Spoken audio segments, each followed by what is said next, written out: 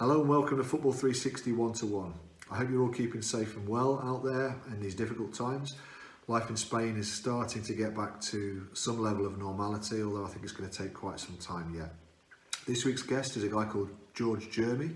George is the director, founder and a coach at FC Malaga City, which is based about 30 miles down the coast in a place called Almunica. George had a great playing career, very varied. He was a real globetrotter. He started out at Norwich and Bournemouth in the UK before coming to Spain and playing in the second and third tiers of Spanish football. He then went on to play in Australia, New Zealand, the US before coming back to Spain. And he spent a lot of his adult life here in Spain, so he's much more accustomed to the Spanish life and certainly Spanish football than I am. George is a really articulate guy and he has some fantastic experience at the moment of giving young players pathways within the Spanish game. FC Malaga City provide players from all over the world with opportunities to initially play against, but then many of them have gone on to play for clubs in the Spanish system. And whilst I don't think he's placed any players with the highest and the most elite Spanish clubs, there's some great opportunities in there for players from all over the world to get very close to professional football and then in reality get themselves contracts in Spanish football. His knowledge of the Spanish game is really strong at all levels, so he's able to articulate the differences between English football and Spanish football much better than I can. He certainly taught me a few things, and I think he's a guy who you're going to enjoy listening to. Some fantastic views on the game in general. But as I say, those of you who are particularly interested in the Spanish game, I think you'll find his input, his opinions, and some of his anecdotes really, really interesting. I hope you enjoy it as much as I do.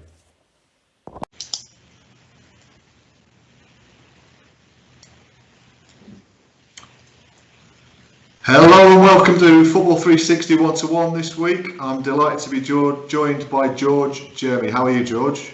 Okay, yeah, not too bad, mate. Really appreciate the the inquiry and the interest in getting together. So it's awesome.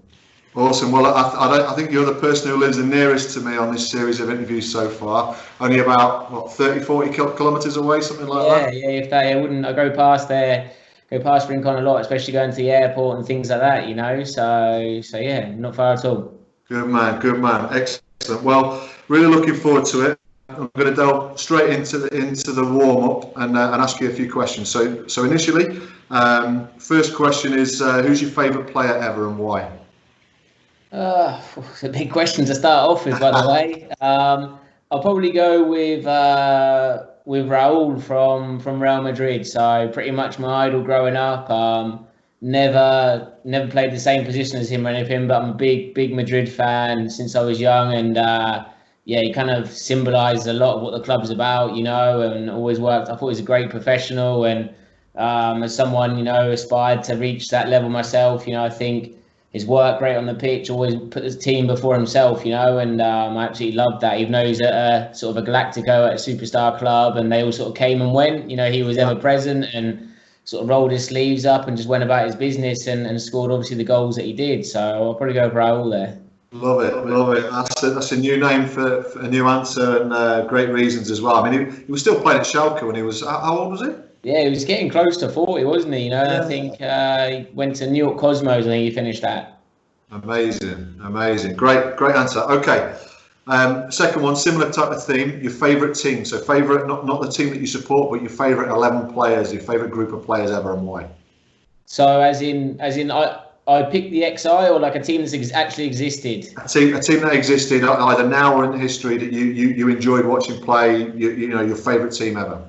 Yeah. So, I mean, two easy. I mean, there's so many, but the two easy ones would be the 2010 Spain World Cup team, and I think that team, to be honest, that generation that did the 08, the 10, and the 2012, I think that's revolutionised football for pretty much ever. What we're all trying to do now as coaches and as a football industry, I think a lot of that is built from that generation of players. And then again, there's a lot of teams I admire so much, but I can't really see much past the treble winning Champions League, Madrid team that's won it 3 years back to back. I think, again, as much as I'm biased because I support Madrid, I just think for looking at professional players who to motivate themselves and do that again and again and again. And if you look, it's the same group of guys almost for a decade. I can't imagine how that dressing room is and what type of professionals they are to continually be on the top stage and be there again and do it again and be there again and sort of do it again, Brilliant. Great answer again. A new one, but really good. I mean, I think you look at Zidane's management career, he just makes it look easy, doesn't he? I mean, yeah, and I mean, you go from Castilla to that, and then you just win three Champions Leagues just like that. There's got to be something, I think, to try and motivate those players again. And what I find really fascinating about that whole project right now, and I'm interested to see where it goes for Madrid as a fan and as a football coach. I mean, that team was dead and buried during the start of this season, or back in last year when Solari was there and things. Zidane comes back in, and it's the same guys. They keep signing players, but they almost sign players to put the old ones back on their toes. He goes into a Champions League game, and it will be Modric, Kroos, and Casemiro in midfield. It'll be Varane and Ramos if they're available. Marcelo if he's fit. It's the same guys again and again. And yet they keep buying replacements. Hazard came in this year. They brought the forward in from Germany, and none of them really get any traction. It seems to be just such a hard team to get into. It's true. I mean, great points. I think I was listening to a podcast the other day, and it was really a kind of analysis of Zidane's time as the manager, and kind of went into a lot more detail than probably I had in my locker going into listening to the podcast. And it reflected on the fact that even in the big games, the team didn't necessarily play particularly well for long spells of the games. Yeah, he just has a knack tactically, presence-wise, just probably putting the players into the kind of mindset, into the position to be able to go and to feel like they can get over the line in the big games. And that there's a knack. You can't learn that on a coaching course, can you? For sure. It helps when it's who it is, though, and he's obviously been at the pinnacle so long himself, won the World Cup and Champions League as a player there. He was my favourite player, just an incredible player, wasn't he? I mean, his presence as a player was phenomenal. So, that people say you don't need to be a player to be a coach, but if you've played and you've played to that level and you have that track record and that reputation, it's got to mean quite a lot in the dressing room. I think and we could start a whole massive taboo subject, and be here for an hour talking about that. But on my coaching course, that's come up, and obviously I was lucky enough to play, never to a level that I would have dreamed of getting to. But I look at people like that and Jermy and all these guys, and it's not saying they're going to be successful coaches just because they played such a high level. But if they happen to be a good coach, you've sort of summed it up there, that they've got something that you can't give on a coaching course. I mean, we don't have a clue what that feels like to be involved in a World Cup qualification campaign, travelling to another country in the world in a training camp, and then going for a group stage and then lifting the World Cup at the end of it, and Absolutely. There's nothing that can prepare you for that. So if you're able to then transmit that information and the experience that you've had, I'm sure that's going to give you an advantage, as a coach. Yeah. No, absolutely. He's some guy anyway. Okay, question number 3. So you have the opportunity to manage the 11 best players in the world. Sorry, you have the 11 best players in the world, but you're the chairman. Okay, they're playing in a one-off game. You have to pick a manager, past or present, to get you a result in that game. Not to build something over time, not to kind of deploy a method or whatever over a period of time with a particular group, but just to win that one game. Who do you go for? Again, there's so many, but I think just because I've been doing a bit of research kind of lately, and it's just been sinking in with me how much the guy achieved and how ridiculous his record was, I think I'd have to go for Ferguson. I was looking at his win record the other day, and I'm big on the All Blacks as well, and he's not far away from the All Blacks in one of the most competitive leagues in the world. And I saw something that Ferguson still has more Premier League wins as a Manchester United manager than Manchester City have in the Premier League. Wow. Yeah. I don't think the City fans out there would be so happy about that one, but yeah, it really underlines. Yeah, I mean, phenomenal. Just the way he reinvented, the way he found ways to win with different groups of players over such an extended period of time. It's just never to be repeated, never to be repeated. Yeah. So I'm with you. And if I had to have an assistant coach, I think I'd go for Bobby Robson just because he seems like such an awesome guy. Yeah, definitely. Another, a different type of manager, but the way if you could see the game through Bobby Robson's eyes, you'd be a rich man, wouldn't you? Because you could tell how much of a love and how much passion he had for the game. And I don't think anyone out there doesn't name Bobby Robson as someone, if they've coached in the last few years or the last 20 or 30 years, and people at similar age, you remember him, Italian 90, and you probably didn't appreciate him at the time, but everyone appreciates him now. No, for sure. Yeah. Cool. Okay, final question before we get to the real thing. George, Jermy, what can you tell me about yourself that most people won't know about you? So only your nearest and dearest might know. A little known fact. A little known fact. Trying to think of something that could be interesting. Not really that much of an interesting guy, interesting fact. So maybe I came through the English system, obviously playing football-wise and stuff like that, and never supported an English team in the whole time. So really don't have an English club whatsoever. And obviously we're really lucky with when we were growing up. You play a lot of the other academy sides for the really big guys, and people are like, oh, you go to school on Monday. How cool is it playing this team, that team, and whatever? And I never really bothered me really because I didn't support any English clubs. Wow, that is, I'm a Middlesbrough fan, so some people would say I've never really supported a proper football team either. But wow, that's a good one. Again, a very different answer, a nice one. I like it. Okay, let's get into the bones of the conversation. So we both live in Spain. We both have experience in the UK. Tell me a little bit about how you would sum up the differences between Spanish football culture and British football culture. Not necessarily just at the top level, but throughout the system, throughout the pyramid, as we would call it in the UK. Yeah, I think I think it's more interesting staying away from the top, to be honest, because you get more cynical, as sort of time goes on, the information's out there. But both La Liga, for me, and the Premier League, they clearly have the best groups of players in, both leagues. But they're also, for me, the two most commercial leagues probably out there in the world. I don't think that's a good thing, and the Spanish Super Cup, which I guess is like the Charity Shield, was played in Morocco this year. And they took a game to, I think it was only played in Boston or somewhere like that. But luckily the clubs revolted and stopped that happening. And now they're talking to the Premier League being in Australia and all these tours that the teams go on.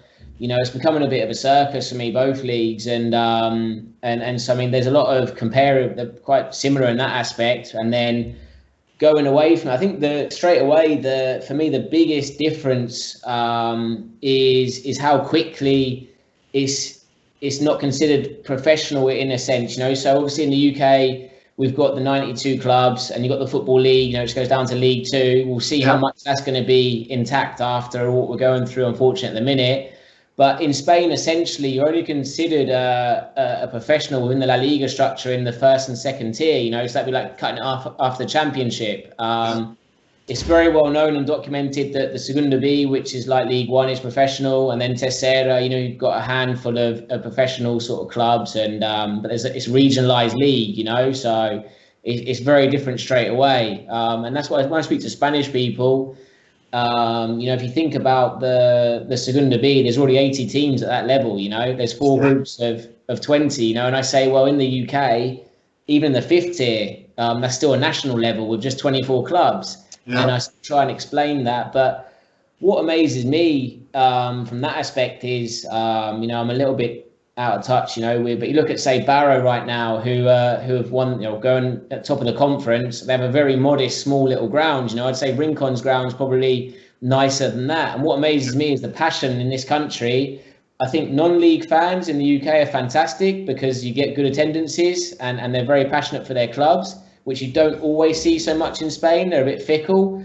But then the facilities and the infrastructure of the clubs, you've got, even at Tercera, say Jaén, I don't know if you've ever seen Real Jaén's ground, it's a 15,000 seater stadium. You're not going to go to any. The next La Liga club, aren't they? I mean, 40 years ago or whatever. But yeah, incredible. You're never going to go to the Evo Stick North, I wouldn't imagine, and you're not going to see a 15,000 seater stadium. I know you see a few big clubs fall occasionally, but here that's a common thing. There's just so many big clubs. Gateshead in front of 350. I talked the last interview on here we did with Kenny Lowe, who's Perth Glory manager, and he was Gateshead's manager, and they've got, I don't know, whatever it is, 10,000, 12,000, and a big stadium, a bit like high end, but it's an athletics track with 300 fans turning up, so yeah, not quite the same thing.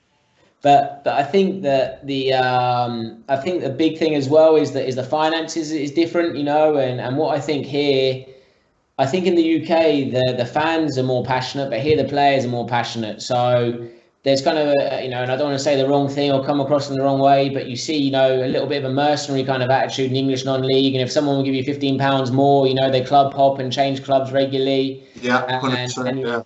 And if you have to train more than twice a week, well, that's that needs to be extra money and things like that. If they knew some of the wages the players get here and what they're expected to do for that, you're effectively a professional player and you train whenever they say. Yeah, no, absolutely. I mean, we talked about it a little bit before, and if you've got guys training 4 nights a week here for maybe €400 a month. Yeah. And like in the UK, even down to maybe the 7th or 8th tier of the game, you get players on that much per week, training once. That really highlights, doesn't it, the monetary difference. But I really agree, and I think you and I probably have some kind of kindred spirit around the commercial side of the game at the top level, and then how that affects everyone else's perception of value and money and what players are worth, and they're not playing for what you and I probably fell in love with again back many years ago. It doesn't feel like it's the right process, but certainly up to this point, it's taken over certainly the English game, that's for sure. Yeah, no, and I think as well the standards that players hold themselves to here is very different as well. They want to be fit, and there's guys who you sort of see in the non-league circuit. They're happy to drop down a league if that means they have to train as hard, and they get. So it's an extra bit of beer money or helps towards their mortgage, and they'll train once a week, play on the weekend, and they're kind of happy, which is fine. That's not a problem at all. As where that kind of cultural mentality doesn't exist here, and it's it's not right or wrong, is it? I think it's just, but this is why I ask you the question. I'm really interested in your view, and I think the people who are listening to this and watching this will really enjoy understanding a little bit more about what it's like, because that passion that the Spanish players have for giving of the best, for self-improvement. I mean, I saw it the other day, the first day we were allowed out, and I'm running along the front here. I can see all the players from all the youth teams, all the Tessera teams or whatever, running along here with their club gear on, and they're grafting. This, the first opportunity they get, not only are they grafting, but they want the world to see that they're working really hard for their football, and I love that. No, it's brilliant, and I think that's really good, and I think a big difference as well, you go back to the coaching kind of side, is obviously how strict the rules are for the level you can coach at. So the coach at Tessera, which we were talking just before, we were saying maybe something like Conference South and North, somewhere around there. The top teams would maybe compete with a Conference National, like a high end or someone like that, or the reserve teams of the La Liga clubs. But essentially, it's like the top end of non-league. You have to have a pro license, or you can't even touch it. So, and I think that does make a difference. You go and watch, again, not taking away from any coach things, but I think facilities and things like that as well, where they have so many clubs with the artificial pitches, they can train on the pitch, so they've always got a great facility. I see some of my friends that play in non-league, and during the winter, they're on the bit of the grass out the back with portable lights, and it's very difficult. Or they have to go and train at, a five-a-side centre, and how much can you really do on a five-a-side pitch, and here, they're working to a very high level. I know a lot of clubs have periodisation in their microcycles every week, and that's at the, like you say, almost at the amateur level of the game here. Amazing, isn't it? Absolutely amazing. With great points there, and some of that probably I hadn't necessarily considered as much, if I'm honest. Because the coaches who are working a little bit lower down here, I mean, they're not getting paid. They're not getting paid anything. A lot of them, down at, let's say, the 7th or 8th tier of Spanish football. But as you say, they're training 3 or 4 times a week. The amount of thought that goes into it, and like you say, in my experience, the more qualified coaches are on paper, the more prepared they generally are. Doesn't necessarily mean they're better communicators. Doesn't necessarily mean that they can connect as well. Sometimes they do, but I think they're more prepared, and so that level of how thorough the process is, as you say, is incredible, isn't it?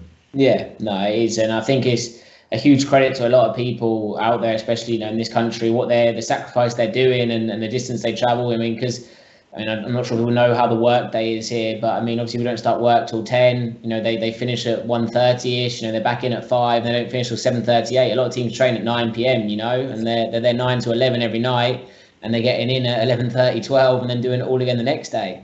Phenomenal, isn't it? Yeah. Phenomenal. So let's talk a little bit about the flow of talent and where that comes from in Spain, and how that gets treated in terms of the development of young footballers. How do you see that process in Spain?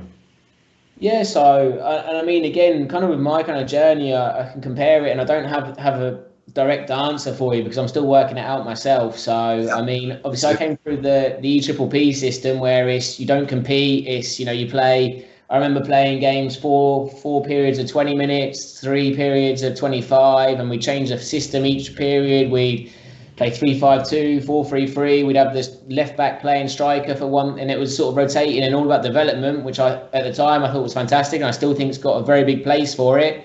You come to Spain and 5-year-olds under 6s are playing for 3 points. So it's the polar opposite.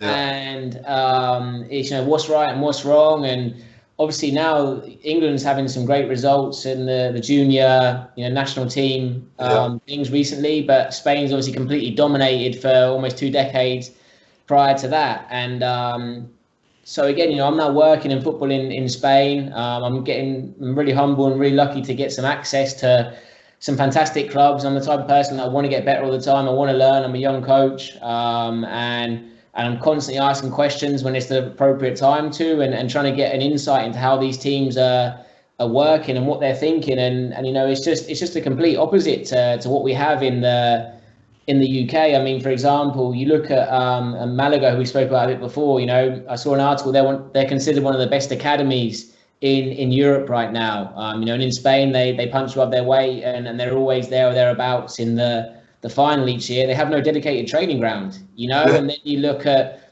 Sunderland, who you see on the Netflix documentary, you look at whoever you want, any top 40, 50 academy in the UK, they've got bowling green pitches, they've got indoor domes, they've got every single coach, every single bit of equipment you can think of, and how many players get through to the first team. And then in Spain, I think 67, 68% of La Liga players are homegrown, so that's off the top of my head. That could be a little bit outdated, but I'm pretty sure it'll be around there. And it makes sense.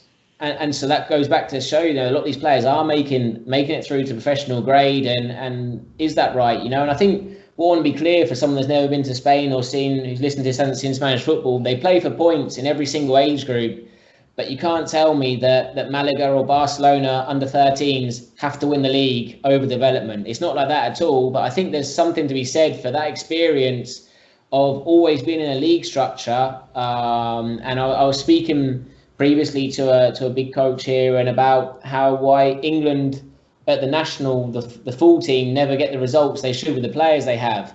And it's because, for example, the England national team, a lot of those players, when there's the under-21 championships, the under-20, the under-19, the clubs would rather take them away on a pre-season tour to America, and they play 10 minutes in Orlando against Inter Milan, and that's all they do in the whole tour, rather than they keep them out of the tournaments. As we're in Spain, you look at Ceballos, he absolutely dominated a few years. He was a Real Madrid player, and he dropped down to play under-23 or under-21 football, and that's the pride. And so these players, look at Fabregas, Iniesta, all these guys, they've done it year after year, going to tournament football and winning it and getting that experience. So it's almost a dress rehearsal for them when you go and do it with the real guys, and you go to the full national team. So that's one real clear thing in Spain I think is great around the national structure, that they take so much pride in being called up to the national team, and it takes pride of place over your club football, even if you've got a chance to sort of get into a pre-season camp or something with the first team, and that's kind of accepted. And I think that the second thing, which has kind of been spoke about a little bit in recent years in the UK, and I think it is the B team system. I think it's fantastic, and I couldn't, advocate it more. And I played in the UK until I was 18. So I came over here when I was last year under 19, and I played in the Segunda B, and I did well. And started the first 22 games as an 18-year-old, and then that was in the Alicante region. I got picked up by Villarreal in the Christmas break, and I went there. And so Villarreal obviously has a very big academy, and they have a B team and a C team. So our C team was in Tercera, and that experience where you're playing with all guys who are 18, 19, and 20, and you're going to play these clubs, with 500-600 fans and getting kicked around. Pitches aren't good. I thought it was the best development I'd had in the first, sort of my first 20 years of my life, Wow. Okay, that's a really strong statement. I mean, fantastic way to compare, I guess, the difference, in approach. It's funny, the Accrington Stanley chairman, Andy Holt, is a guy who's very active on social media, and he's a brilliantly transparent guy, explains exactly what they're trying to do as a club, what the challenges they face both on and off the pitch are. And I keep trying to get him on this. He says he's going to come on this, and I said I'm going to challenge you on the B team thing, because I respect everyone's view that B teams in England would be a bad thing for the smaller clubs. I understand that completely. But if you look at it from a national talent development perspective, the reasons that you've just outlined far more articulately than I could do. Are very clear. They're very clear, and I think it's quite a persuasive argument to keep English football, because English football for me is on the right pathway. I really feel, like you said it before, with the age group success, the kind of players that the country is producing now, where they're going. The fact that Germany is very keen to take some of our best players, exactly. Their top clubs are. I love to hear that. I love to see that. But I think a lot of what you say there is really interesting, and will really make people sit up and listen. Just quick thing though on that, and I remember when Greg Dyke made the proposal and it got shot down in sort of less than 24 hours. And I'm not completely up to date with Leeds. So I'm not going to try and profess that I am and stuff. Obviously I've been out of UK for half my life now nearly, but. For me, I went and watched Orihuela, which is a Segunda B team here, and I went and watched them play Barcelona B the other day. And the thing I was most excited about was seeing Ricky Puig play. That happened if Accrington Stanley have to play against Manchester United B, and that Marcus Rashford's been dropped down or whatever, and so is that going to bring a bigger crowd? Because the stadium was packed at Orihuela. Is it more exciting to see Manchester United B in a real game and with someone coming through, which might bring you more fans in, as opposed to, you have Accrington Stanley against Stevenage. I can't imagine many people travelling up from Stevenage to go and watch a game versus Accrington Stanley. No, I agree. I mean, I think there's an argument to be made about the part that football plays in the community in England, and making sure that's retained and protected to some degree. But there's got to be a solution that takes in consideration the needs of the national, because I feel again it fits with what you said before. English players have got to want to play with three lions on their chest. They've got to want to go there and have that pride that Spanish players do. And in the last 15-20 years, I've lost count of the amount of times I've heard and read stories of players deciding, I'm not going to bother going playing for England. Why would I do that? Because my club says this, and I want to do that, and I'm earning this much money at the club, and I'd rather rehab a little bit more here than go into that environment, which is very disappointing as an England fan. Just spinning it around like an off the cuff kind of thing. One other idea I've had before, a bit like in the States where the NFL teams or the baseball teams have sort of farm teams. Why could we not look at making rules where Manchester City could have affiliated with Bury, for example, went out of business and loan all their under 23 players there? Because I think at the minute you can have a maximum of 5 or 6 players loaned at a time to a club. Change that rule and then make affiliations, so you don't have to have the name of Manchester City B in the league, but you can link these clubs together. I agree. I mean, it's not for the traditionalists, but all of these things. It just felt to me like you were right. They blew over 24 hours as soon as there was uproar about some of these suggestions, and swept under the carpet without real consideration about potentially slightly different avenues that incorporated a different plan or a different strategy to deal with it. And that's another one. So look, I agree. And I love that about it. I mean, I also the same time, love in the academy or the cantera, the youth systems where you get the professional clubs coming to play against the best grassroots teams. Yeah. Back to what you said before, I went to Holland a few years ago to see to visit Alkmaar and Feyenoord, and they said that their teams, when they play against the best grassroots teams in Holland, that was a real experience in terms of competition, in terms of having to deal with, we're gonna put one over on these fancy guys who come from the big clubs, and the quality of the players in these amateur teams that I've seen is very good, the raw talent, and that kind of cauldron that they go into to deal with that at a fairly young age, 12, 13. I've said to people in the UK, I find I've had more atmosphere from the stands in an under 13 or an Alabin group game, for example, than you would get in sometimes in a League Two game, in terms of it might be a couple hundred people, but these kids who are so young having to deal with this pressure. It's a bit like La Liga promises, and shoot at the end of that, and you've got 11 and 12-year-olds who have a routine, deal with the highs and the lows of penalty shootouts, and just all part of that gradual toughening process. And I think that's something else they need to look at, especially in the UK, because it's kind of an elitist kind of club now. You want to be a Category 1 club. You've got to tick this box, have that facility, have this.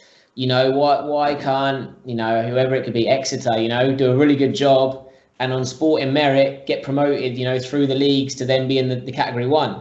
That's essentially how it works here. It usually comes down to this, though, doesn't it? It does there, but here, anyone in the first place to employ X amount of UEFA and pro licensed coaches, or sports science staff or whatever, then they don't get that tick in the box, and it feels quite, I don't know. I don't know. Clinical. Yeah, it's not great. But listen, George, absolutely fantastic points there, and we could talk about comparisons UK and Spain all day long. But let's go on to a couple of other things. So you're coaching at FC Malaga, as well as owning and founding that organisation. You're heavily involved in. You were playing. I think. Are you still playing? Not so much, really. No, still had a feature, but no, not really playing. Achilles is knackered now. I know that feeling. So obviously, from a coaching perspective, tell me a little bit about you as a coach. I mean, we're kind of going to work backwards here and go back to your playing career later on in the discussion. But tell me a little bit about you as a coach, what you value, what you enjoy about your current work, and the kind of objectives that you set for yourself and for the organisation.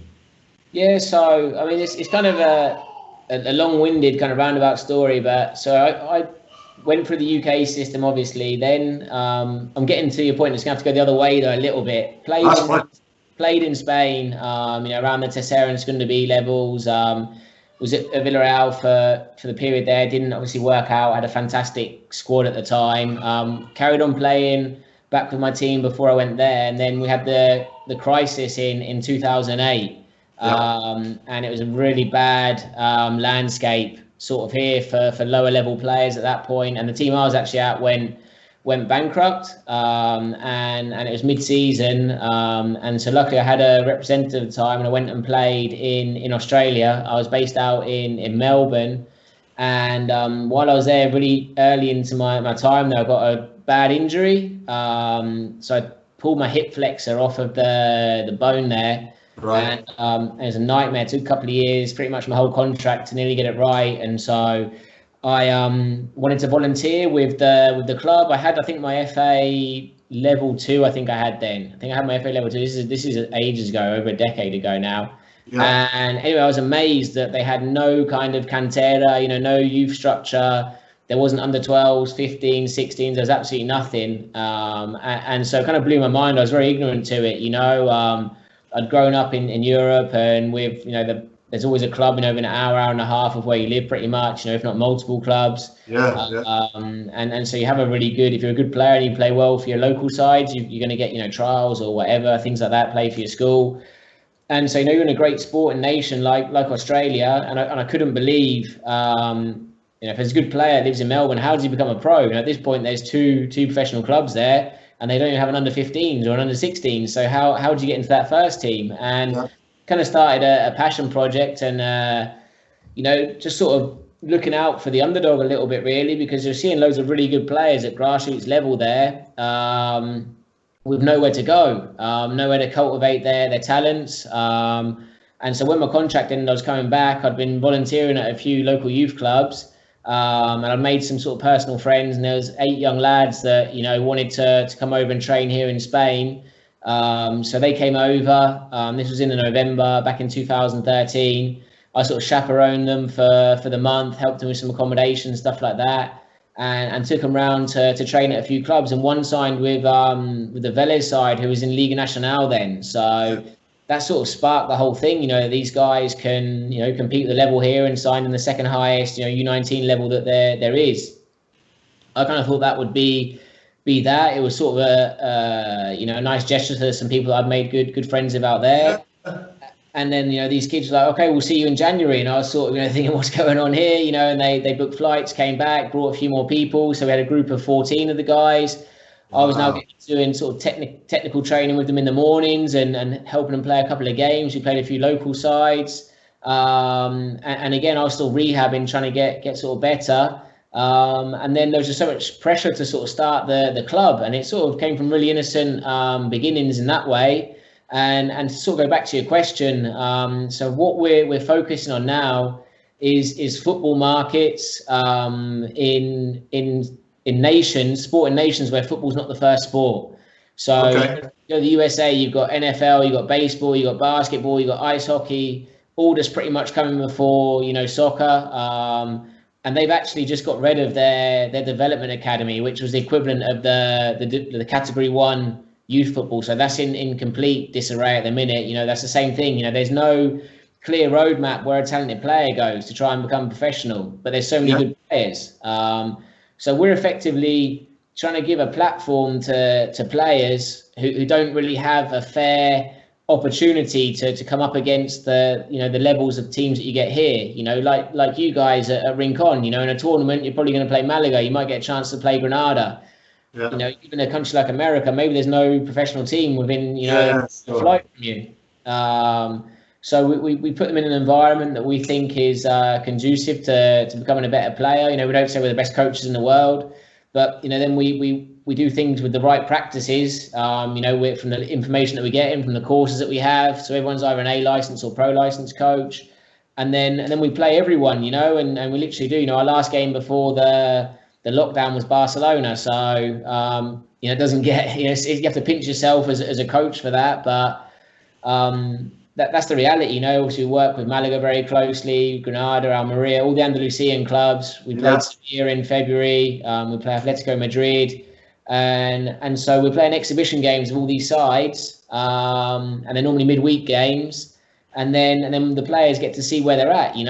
You look yourself in the mirror and you say, well, I had a real good go at that. I could probably develop and do something here in Europe. Or for some people, it's a step too far, and they've got that reality now. Dedicate your time to something else. Go home. Finish your studies. Do something different. Wow, what a program! I mean, obviously, you say we're probably not the best coaches. I've seen some of the footage and some of the work that you guys do. I've not had a chance to get down in person and see it, but I will do. And I think you're probably doing yourself a bit of a disservice, because from what I've seen, you can never be absolutely certain, but it looks top notch. It looks really, really good. I appreciate that. No, I think we are, but we hang our hat on the games program. I think that's where a lot of the learning happens. And sure. Not going to sit here and say that we're the next Guardiolas and stuff like that. We work hard. We're proud of what we're doing, and kind of back to the philosophy, which I think was the initial question. So I apologise going off at a tangent. It's fine. I mean, you've just answered some questions that I would have gone on to anyway, so it's good. We have a big thing. So obviously, I sort of head up the program as the academy director. So and the thing I remember as a player, trying to come through the academy system, sort of a Premier League academy, was always feeling so anxious. Always feeling so scrutinised, and so we try, and you see that in young people now, and I think it's even more prevalent, with the social media, with the life in the world that we have right now. There wasn't even MySpace when I was trying to come through the academies, so now what they've got, Snapchat and whatever it is they're on. So we try and cut it away and take away the fear of failure. So we're obsessed, and we talk openly to the players from day one about emotional control, and about taking away the fear of failure and not being afraid to express themselves. So we talk about that you have to buy. So we work with obviously players from all over the world, and local players as well, of course. But we're not, where people want to be at the end of the day. We're a lower level Spanish football club. Because just for people who are listening, you actually have a first team who play in the Granada regional. Yeah, so we're in the top regional now. Obviously, we're waiting on the federation. Let's hope we get promoted, but we're in the 6th tier. So if you went direct, it'd be like Conference North. Like you say, it's probably like one below. So I'd say it's comparable to the Evo Stick North, something like that. But in terms of promotions to La Liga, we're in the Conference North, South level, and hoping we're 3rd place in the promotion places to go up to the 5th tier. So that would be the same level as where Rincon's at right now. In the Preferente, And so that's kind of come recently to give the guys an avenue. So obviously some guys get picked up from our U19 program. Some players maybe aren't quite ready, or also it's hard when you have no profile. If you're coming from Sydney and you've played for a team there that no one in Spain's heard of, people are still, that's one weakness that Spanish people can sometimes have. They can be a little bit, that we know everything, and a bit not letting the outsider sort of come in. So by having the club, we've put in a group of unknowns. We've absolutely smashed the league so far, and we've been successful every season, not just with results, but the manner of the results. We're winning games by big margins, things like that. And that's drawn a huge amount of media interest, sort of locally and regionally. And that's just a microscope for these players, which is what we want, I've seen you've had players go on as well, right? So not only to Sarah clubs here, but clubs in other countries. Yeah, and now we're really at the point where we're breaking that next barrier now. So we've got Martin Mapisa, who's at Zamora, which is they're in Tercera, but they're huge. They've won pretty much every game this year to go to Segunda B. And then we've had players invited in with Cordoba this year with the senior setup. So we've had before a lot of guys from to Granada, to Almeria, to Malaga, but that's always been at a junior level at the U19. We're now sort of penetrating that senior La Liga kind of setup of clubs. We had a player with Getafe B as well, which obviously they're in the Europa League at the minute, so for us it's incredible. Touching distance of the elite stuff. I think it's important that everyone understands the realism of the situation, that you're not going to be likely to be involved in a program like yours, like any of the programs that are similar kind of philosophy, and go straight into La Liga football. But there's a pathway that gets you within touching distance of that, probably. And some reading some of the stories of your players, I think it's a great idea. And I do think Spanish football needs to start to get a little bit more outward, a little bit more perspective in terms of, like you say, the old boys network. I was going to ask you in a minute how you move, within those circles, because you've got to network and you've got to build relationships with people in fairly closed networks at times. So I kind of did the hard groundwork with that, when I came over here so young as a player, and it's kind of really, I guess, luck, but I guess hard work sort of helps luck as well. I was always an all right sort of person, to be in the locker room with. I wasn't, a nasty bloke and stuff like that. And I've kept a lot of lasting relationships. And obviously, with the age we are now, a lot of guys have moved into clubs. They're now the under-19 coach at Valencia, or the academy director at somewhere else, or they've got a football agency. And so it kind of came from a network of playing and then having those contacts still. And then a guy that used to play centre midfield in my team, when I was 19, he probably would have been 34, 35. He's got a really well-established agency here now in Spain. So when I had this idea, who's the first person I contacted, and he's been amazing with his kind of little black book and really opened a lot of doors for us. And once you get in there once and you give a good image of yourself, obviously you can normally keep those contacts to revisit and go to these clubs again.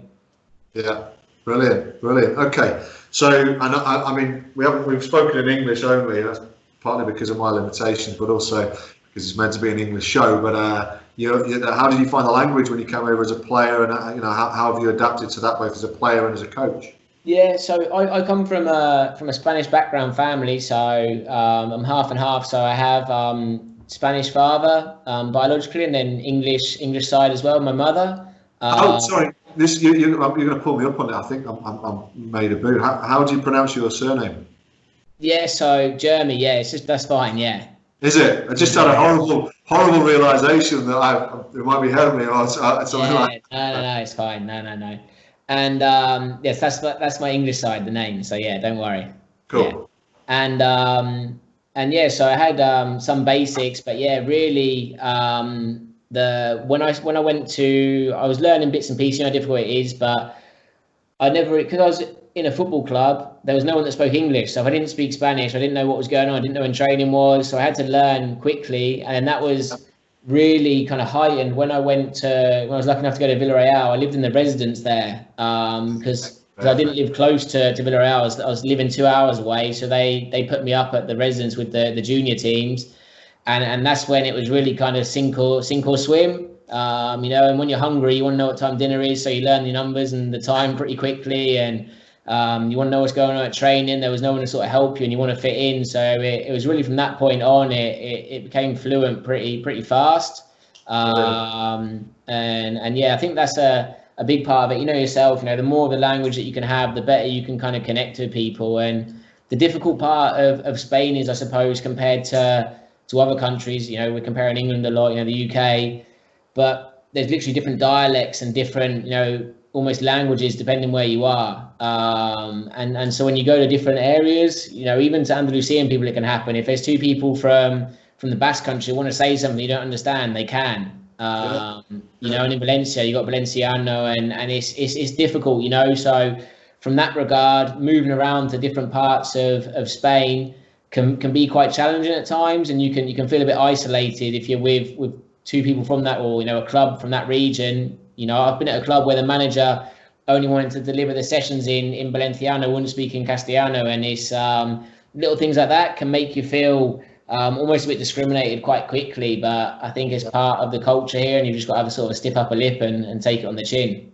Yeah, no, I'm with you. I mean, I certainly would echo that. I think if people come across a little bit nervous and kind of tend to take a step back rather than a step forward, then people probably, the local people here, not that they're not friendly, but they're not necessarily going to engage. But if you go forward and you're willing to take a few, and make yourself look a bit daft at times, but have that preference for trying to force the issue with the language and make the mistakes as you go.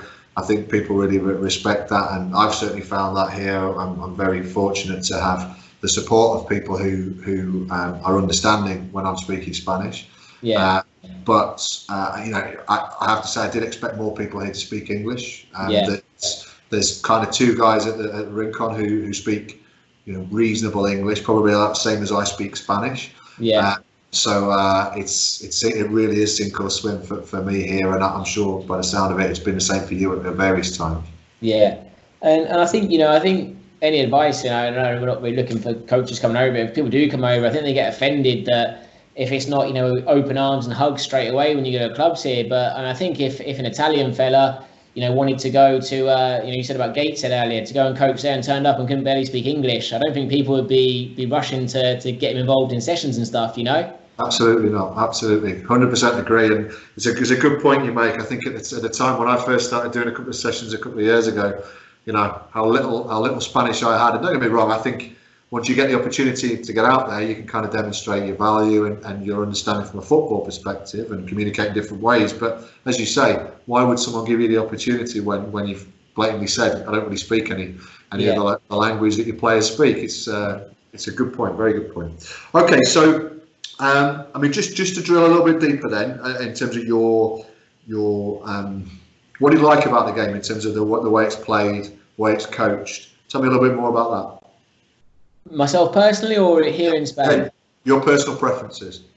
Yeah, so I mean, it's very possession sort of dominated. So every club I've kind of been at has always been about having the ball, and we're very much and that's what I'm kind of learning the more I go into coaching. We're just creatures of our environment, and you find yourself doing drills that you enjoyed, when you were 21 or 24 or whatever, and so who you've been coached with will say a lot about how you are as a coach. I remember a coach saying to me, half of what I say you won't like, but some things you will like. Put that in your armory, and that's going to sort of stay there, you know. And I think there's no truer kind of statement than that. And you could sort of go through your playing career, picking bits that you like to make yourself a better player, and then you transfer that as you become a coach. And so, yeah, we keep the ball. You know, we play very much out from the back, very expansive. You know, some people see it a little bit too risky. You know, we're very much with the fullbacks, you know, and how a lot of, you know, the Manchester City team's been structured recently and how they play. You know, it's very similar to what we're trying to do. And the difference with us is we don't do it to a point of cutting our nose off to spite our face, but we do it on difficult surfaces and difficult pitches as well. Sure. You know, it's not just a case of win at all costs, and you know, we want to win because we're trying to get promoted to Tercera as quickly as possible.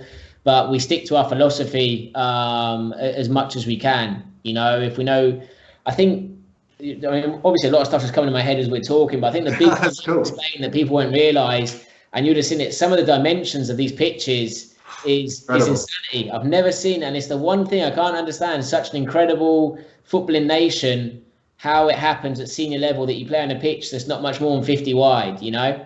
It's funny, have you ever been to Benegalbon? Yeah, of course I have, yeah. I mean, lovely little settlement. It's a tiny village, not like the village I lived in near York, and about 3,000 people, not even that. A fantastic facility in many respects. But the 18-yard box is about 6 yards away from the touchline. It's insanity. I mean, don't get me wrong, it gives you an opportunity to, you know, play in reduced space and you know, put pressure on the quality of the ball retention, the quality of your first touch, speed of release, and you know, you can kind of work that in there. But any games that I've seen there at a senior level, I've seen a lot of junior football. I coached there a few times, but senior games, yeah, absolutely. I mean, it would have been perfect for me because I was very limited. I was all right in the air, and that was my game. So it suited me down to the ground. But it's funny that, you know, people think that, you know, tiki-taka and, you know, Spanish technical-based football is going to be the way that you know, that's the currency in Spanish football. It absolutely is not, in my opinion. As you go down, I assume that your team is probably one of the 4 or 5 teams in your league who play football that way, and everyone else probably plays the type of direct football I was just describing, I'm assuming. That's exactly it, you know, and some of these teams, you know, with us, because, you know, so we're training in the morning, our team, you know, we have that luxury. We have our players pretty much full time. You know, they study, but other than that, we can do double sessions. So we're naturally a lot. So in our league, teams will train 3 times a week. You know, we train 5 days a week, you know, and sometimes 3 of those days, normally twice. You know, they have a stretch and mobility program. You know, they do swimming pool sessions, they do gym sessions. You know, these other clubs are doing 3 football sessions, and that's all they've got time for, you know, because guys are working and stuff. So in terms of physical preparation, we're a long way ahead in our division. And then you add on top of that how much of the ball that we're having, and that we get sharp technical players, it's obviously going to give us a huge advantage. So especially when we play at home, you know, we have a huge grass pitch. You know, your team, you say park the bus, you know, it's ridiculous. You know, we've had kickoffs that teams have kicked the ball out towards us and not even come over the halfway line, you know. Incredible. It's funny that you see, I mean, you know, I've seen that, like I say, younger age groups, Alvin age groups, Benjamin age groups, just, you know, literally, right, we're going to go from the halfway line, we'll just rod it up there, and we'll squeeze, and we'll be compact, and everything's about what the opponents are going to do when they've got the ball at the age of 11. It's absolutely phenomenal. But so yes, that's presented a lot of problems as a coaching team, you know, and myself personally, that because they were working with good players. You know, we had this year a guy from Anderlecht, you know, who'd been in the Belgian national set up until the under-19. So these are some top players, but there's also a reason they're playing for us and not playing at a higher level. And a lot of the time it is that difference in and around the final third, you know, and being able to really break teams down when it's tough. And we've struggled with that, to be honest, at times. You know, teams play with a 5-4-1, you know, and things like that, and we've struggled to break it down, and especially when you go to a small pitch that's not the best AstroTurf and stuff like that. You know, it's been a big challenge. So. Well, I mean, the reality is, if you're successful in what you're doing and you go up, at some stage you're gonna come up against the high ends and the Montreals and these type of teams. So quality wise, might be better than you, and you might have to turn it around and start to do some of the things that teams used to do to you. So, I mean, at some stage you've got to start to balance, haven't you? That's what's so interesting for us. So we work with the 19s and the seniors. You know, we have some coaches that mix between the two. And what you've just said is exactly what happens. So we're on a Sunday and we're the team that has the ball and we dominate. And then you go and play Atletico Madrid on Wednesday with the 19s and we're having to bunker in and try and counter-attack. Brilliant. Well, what a great education that is for the young players. Yeah, no, it's good. It's really good. So great stuff. Love it. Okay, I said we get onto your playing career a little bit. So I'm just reading a little bit here. You worked as a player under Sean O'Driscoll, Richard O'Kelly.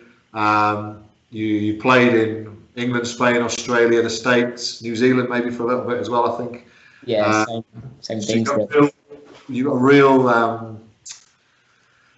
a really eclectic mix of football, some real high level stuff in the UK, and then a real, I guess, I don't want to call you a journeyman, but definitely a globetrotter. There's no doubt about that. Yeah, for sure. And I want to know a little bit more about how that shaped you as a person.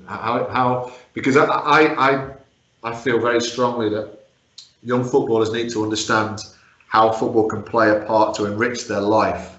Yeah. Just forget about that journey you're on for a moment. Forget about that corridor of football that you want to go on, and life. When you're on your deathbed, you're not going to remember, that game on a Tuesday night when you won those 3 points. You're going to remember the experiences and what you learn, and the more kind of life skills that you pick up and life experiences. So tell us a little bit about that, please. No, I think you kind of hit the nail on the head there, and that's exactly what it kind of is. For me, I started in the really the elite end of it, and it looked good, quite promising, and stuff like that. And I was one of the lucky people that got through the schoolboy barrier to getting a YTS, and then got out of a YTS to becoming a pro, which is very difficult. And then I probably didn't have the best, I wouldn't say attitude, because I worked hard and things, but I didn't have the right person in my ear. I think I was a typical young teenager. I didn't have the right patience, wanted everything yesterday.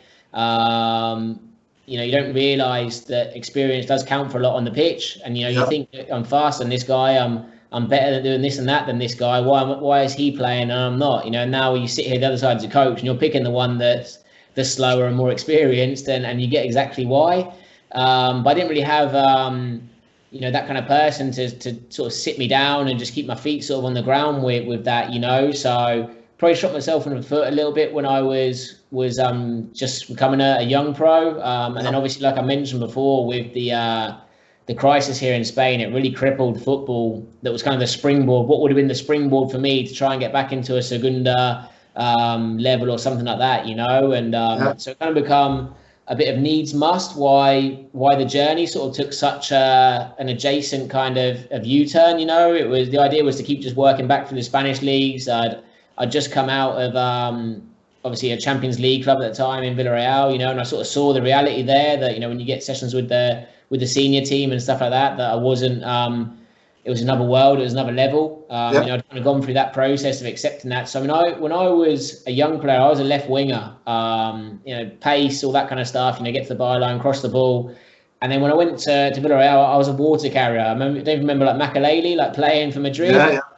I got there and within, 3 weeks, I realised, I might be good enough to be at the U19 at the reserve team level as a wide player, but there's no chance I'm going to get through that door into the first team dressing room as a wide player. So you made that decision independently yourself? You didn't have a mentor, a coach or whatever in your ear saying you might want to rethink what your pathway was? I just sort of changed the way I played. So, I was always very good at set pieces, delivering corners, things like that, take all kind of free kicks and stuff as a left footer. There's not many options in a team, there's only 2 or 3 blokes that can swing a ball in with their left foot. So I had that. I got myself got super fit, just crazy fit, and just went box to box, So I think that, I don't remember how it exactly happened to get my first, because we were playing with kind of a wing back, and then I said as well, I can do a job in the middle, and then I think someone got injured or whatever, and that was it. From then on, I played, sort of a box to box, and I'm hold midfielder the whole rest of my career, sort of senior career. Right. And I think it was back to that fear of failure again as well a bit, that I knew how to do it, and I was prepared to sort of sacrifice for the team. I was always happy to work harder, run more than anyone else, get the ball and give it off to the better players, which again might be a little bit of what's that? I know how that feels. Yeah, and, I might be doing myself a disservice because I was a very technical player. That's kind of what I kind of prided myself on, was my technique. But the level of what it is at the elite is a different world, and it is. But it's I've one statement I probably come out with too much, and I really feel strongly about it, is that the best players do the simple things better than everyone else. Mm-hmm. And I think if you can distill the game a little bit, and this is a bit contrary to another thing I say, which is I want to see people express themselves 1v1 and making mistakes, no problems. Keep making those mistakes, because in the end there won't be mistakes. There'll be game-winning opportunities that you're creating. But the simple stuff, you've got to distill it down to the things that really, really matter in a game of football. But in possession, for example, it is the detail. It is when you receive the ball. If it ends up in between your feet, you're not going to have the fluency to release the ball quickly and allow the team to be fluent in the way that they play. And I think that the simplicity is a bit of a Johan Cruyff thing, but doing those simple things exceptionally well, for me, is really important. And so, it sounds to me like maybe you had a realisation in that process that doing those simple things really well was probably enough for you to keep going up through the levels. That was it, and you're just desperate to try and get a chance, and you want to find what you can have as your niche to try and sort of do it, and that was sort of decision I made, whether it's the right or kind of wrong one. Ultimately, it wasn't enough. I didn't get kept on for a second contract, but I mean, I don't want to go into name dropping the players that were there, but obviously they were unbelievable at the time. Go on, give us some names. No, I mean that was when. So we had Pellegrini was the manager. It was when they were really fighting in the Champions League. So that's centre there at the time. So Riquelme midfield, Forlan up top, Diego Lopez. I mean, an unbelievable team. All of them. Capdevila left back. But the most interesting player to see and be around was when Pires did his cruciate ligament. I don't know if it was for a second time or again. Yeah. And then he came back and trained with the reserve team for a month to build his confidence up before he went with back with the first team. And we'd play in-house games, the C team against the B team every week, just so he could get more minutes and build it up and stuff like that. And you see players like that, and I mean, he used to look like he couldn't run properly, but then you try and mark the fella, and you can't get near these kind of people. Incredible. No, it's great. I mean, look, it's you're very modest about everything that you do. You've had a great playing career. I think most of us, whatever people achieve, just missing being at the very top level is really not a failure in any way, shape or form. And for you to have played the professional game, to break through, to do the YT stuff, just to get the YT must have been a big day for you.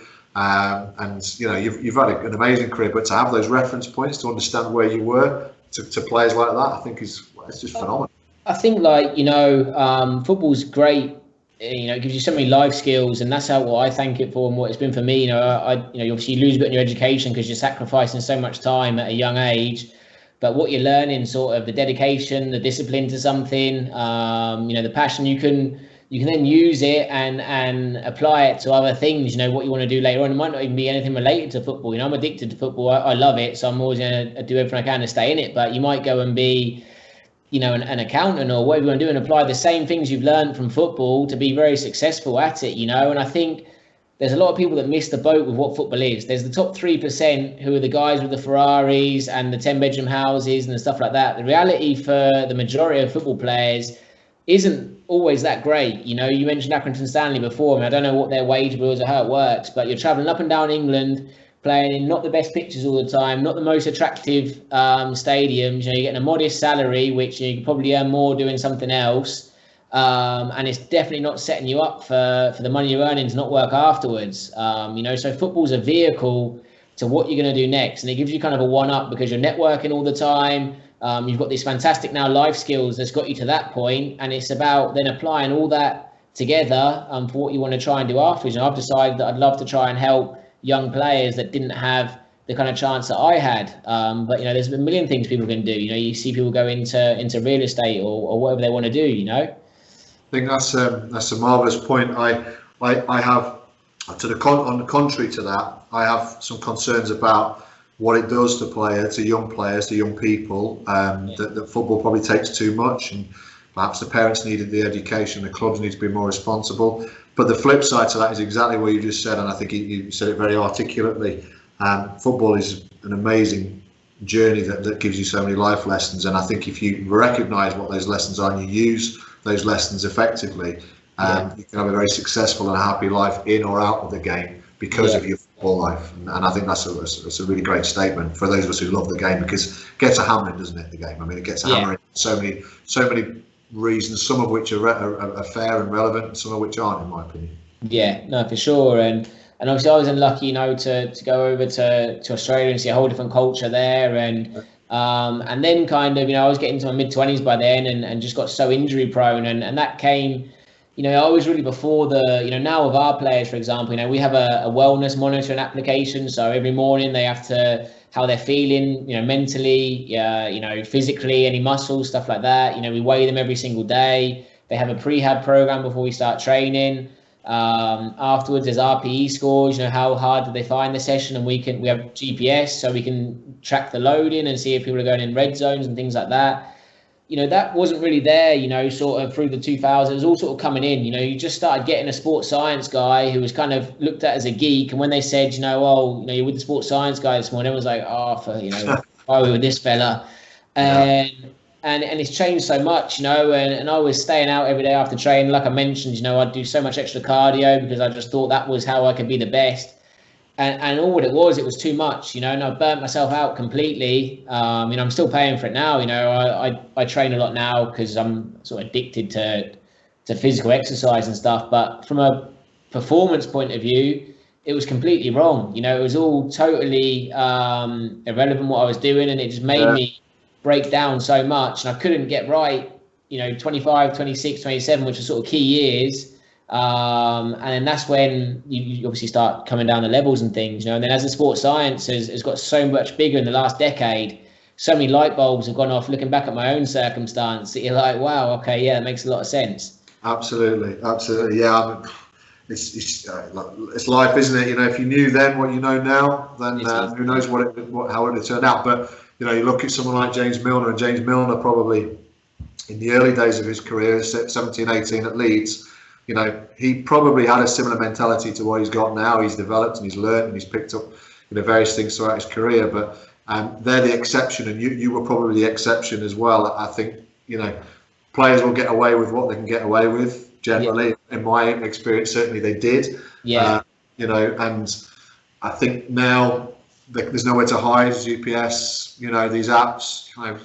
Listening to a manager the other day saying that, you know, they know exactly what their players are doing during lockdown. They've got everything, you know, the monitoring systems are just incredible now. There isn't anywhere to hide, and there's lots of objective data which will highlight what they're doing. But you came at it from an angle that you were the person who would push yourself, and you know, that's, again, it's an admirable thing. And you know, people have really started to appreciate the likes of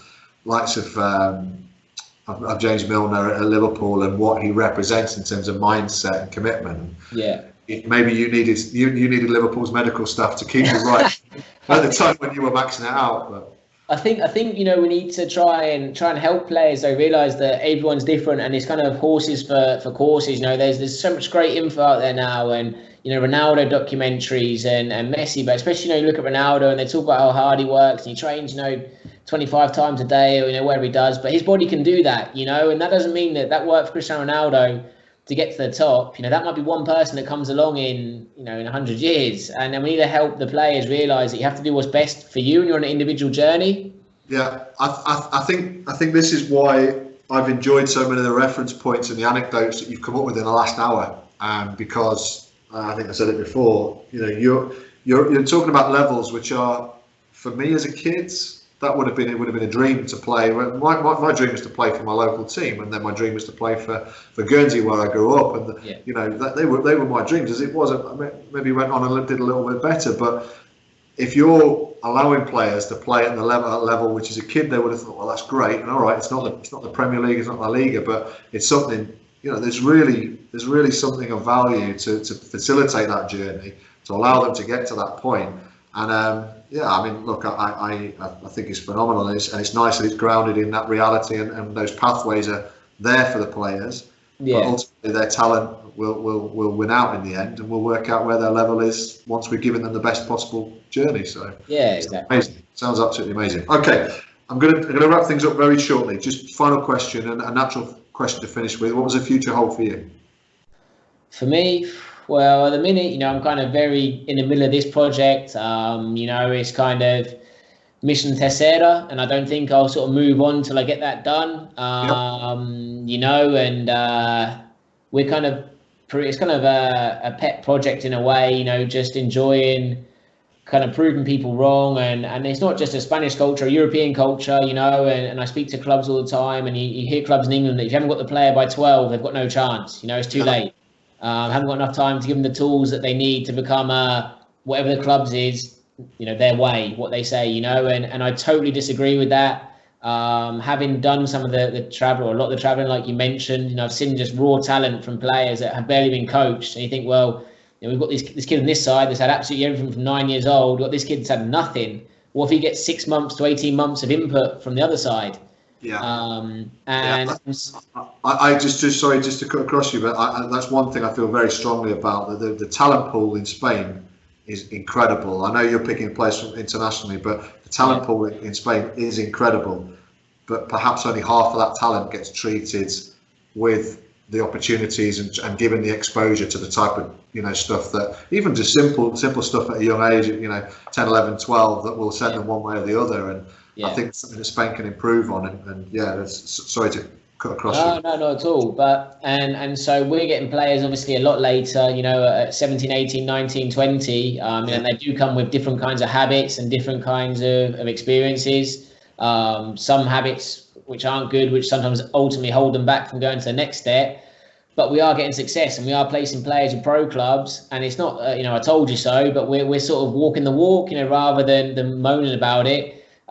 We found a vehicle for these players and a platform, and with the senior club, if we can get to to Tercero in the next 5 years, there's teams that have been trying for 100 years to do that, and we're doing it with unsigned players that didn't get picked up by the clubs, that weren't the top of the the radar for all these things. And it's kind of proving a point that there is kind of talent out there.